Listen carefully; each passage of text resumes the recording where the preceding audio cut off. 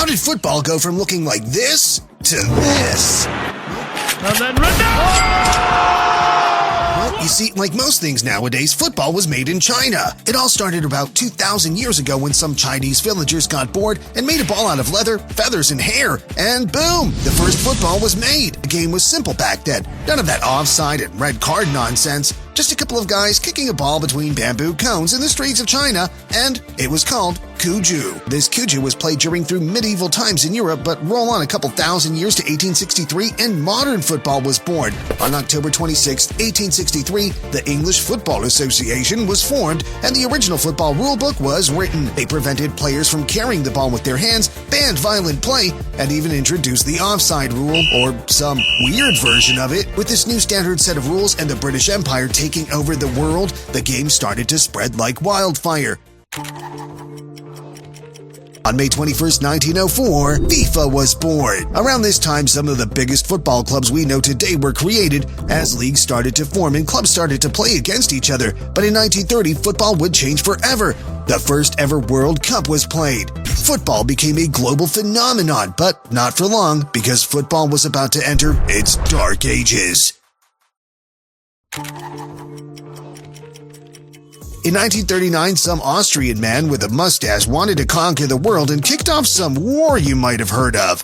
Football was shut down. All competitions were canceled, most players were drafted into the military, and football was at its lowest point in decades. But in 1955, one player would make his debut for Brazil and change the game forever. At 15 years old, Pelé made his debut for Santos and just 2 years later became the youngest player ever to play in a World Cup.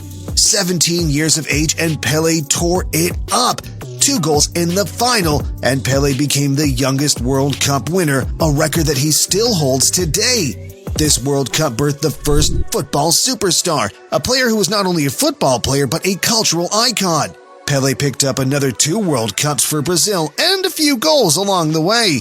Even though most of these goals were in friendlies, that doesn't stop him from flexing them on the gram. But at the same time that Pelé was cooking up a Brazilian legacy, Europe was about to cement itself as the home of football with the creation of the European Cup. 16 teams from across Europe came together to fight for the trophy. Real Madrid won the first edition of the Cup and the second, and a couple more in a row after that. They had what was considered to be the first ever super team, with football icons like Alfredo Di Stefano, Ferenc Puskás, and Raymond Kopa, who cemented Real Madrid as a European powerhouse. In the years that followed, football became known for its superstars, players that transcended the sport like Bobby Charlton and Eusebio.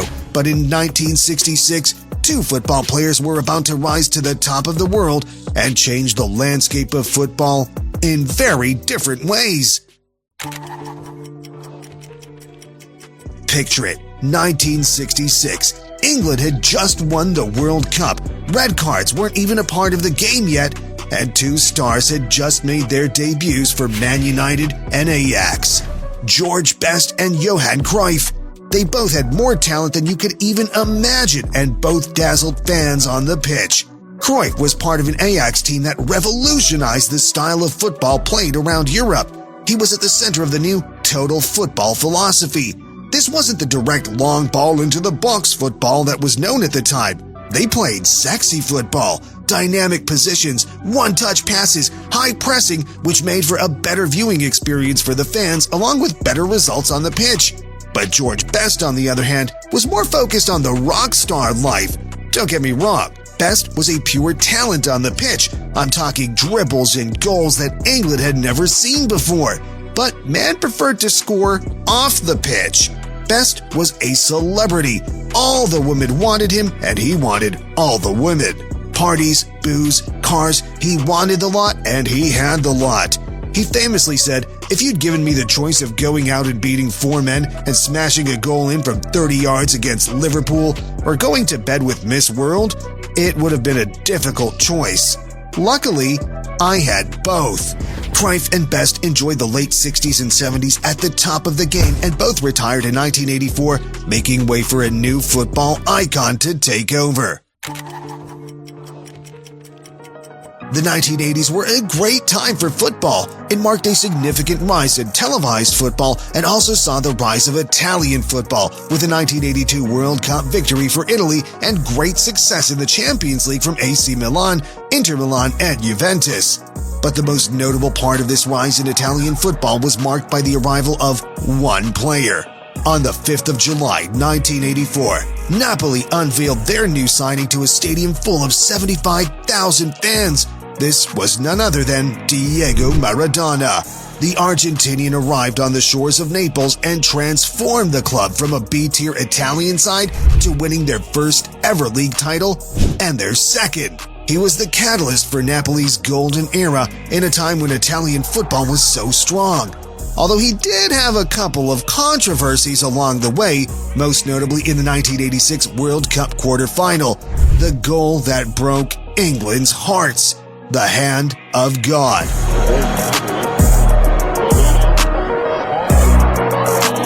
Maradona sent England out of the World Cup with a clear cheating moment that wasn't caught by the referee. Maradona went on to lift the trophy for Argentina, cementing himself as one of the greatest players to ever live. In the early 90s, Maradona started to slow down. A career of substance abuse had finally caught up with him and his talent could take him no further.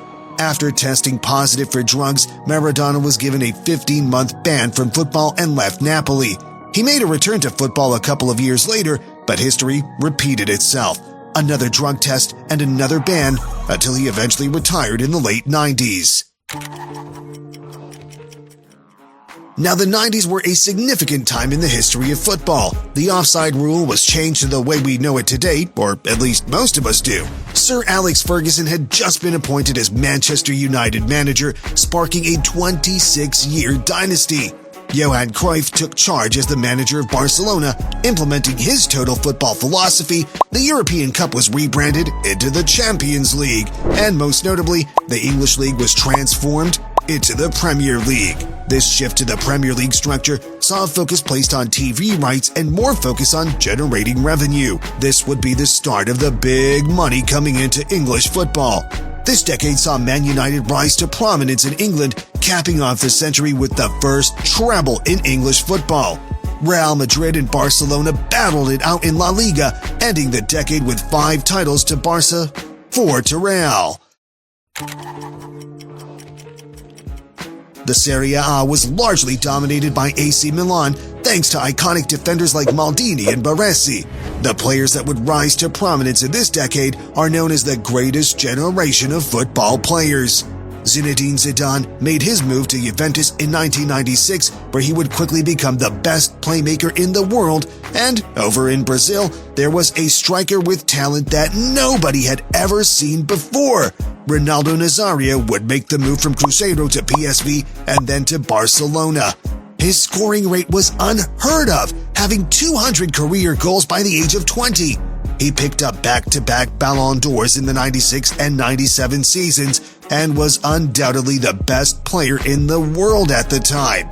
Zidane and Ronaldo faced each other in the World Cup final, where the Frenchman came out on top, bagging 2 goals to take home the trophy. Ronaldo made the move to Inter Milan, where he continued to fire goals in, but started to pick up a couple serious injuries, which became a common problem throughout the rest of his career.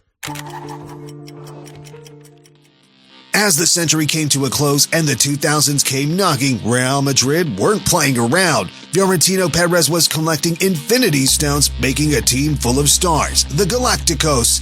Figo, Beckham, Zidane, and Ronaldo signed one season after another saw Real Madrid lift a Champions League and a couple of league titles, but this meant more than just trophies. This was a blockbuster lineup that saw football shift focus from the power on the pitch to the commercial power of football. But there was still hope for the clubs without the Galactico budget, as Porto had just appointed a manager who would go on to do the impossible. In 2004, Mourinho would lead Porto through the Champions League group stages, a round of 16 last-minute winner against Man United, a quarter-final win against Lyon, and a semi-final win against Deportivo landed the underdog team in the final. A dominant game saw Jose Mourinho lift the Champions League title for the first and only time in the club's history, putting Jose in the spotlight as the special one. At the same time, Chelsea were just bought out by Russian billionaire Roman Abramovich, marking the start of oil money in football. Mourinho jumped on the Chelsea train, making the Premier League a three-team league: Chelsea, Man United, and Arsenal. Mourinho, Ferguson, and Wenger. This was box office entertainment, but Man United were about to shift the tides in their favor when they signed an 18-year-old kid from Portugal that would become the face of football. Cristiano Ronaldo landed in Manchester in 2003. He was a raw talent, lots of potential, but was ineffective. Lots of dribbles and tricks, but no end product. Sir Alex Ferguson saw the talent in the kid and knew that he could turn him into a superstar. With each season that went by, Ronaldo just got better.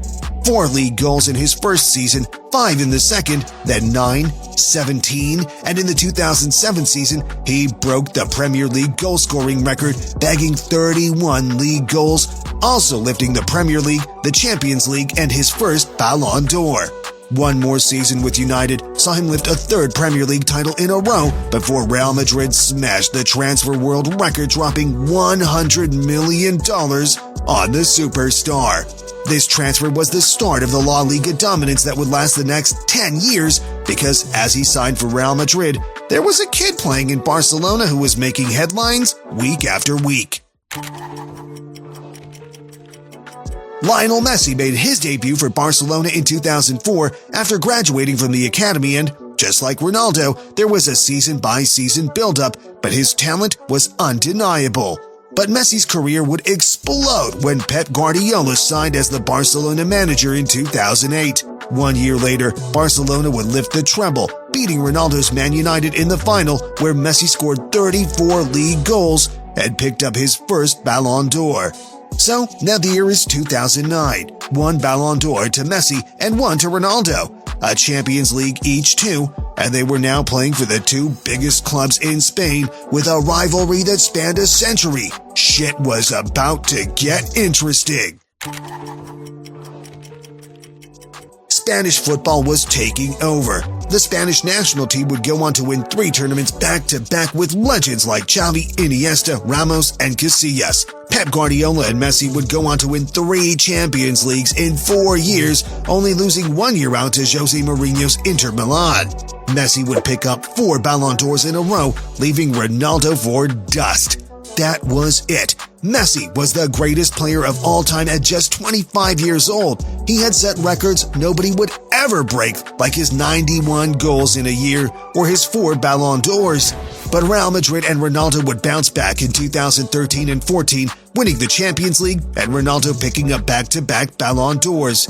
The season that followed, Barcelona formed one of the most iconic attacks in football. MSN, Messi, Suarez, and Neymar would score 122 goals between them in their first season together, seeing yet another treble go to Barca and yet another Ballon d'Or go to Messi. But one man was about to shift the tides back in Real Madrid's favor.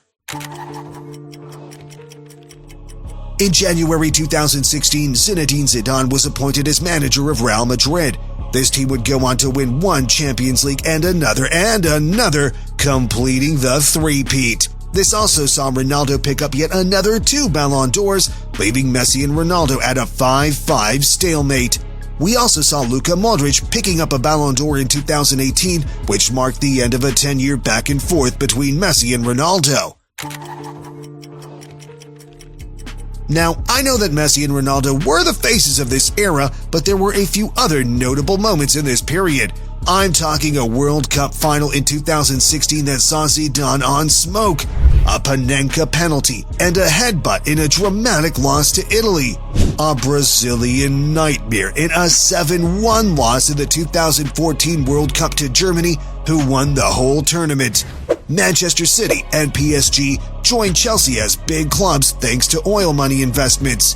Sir Alex Ferguson retired, marking the end of Man United's golden years, and Leicester City did the impossible, winning the Premier League as relegation favorites. Okay,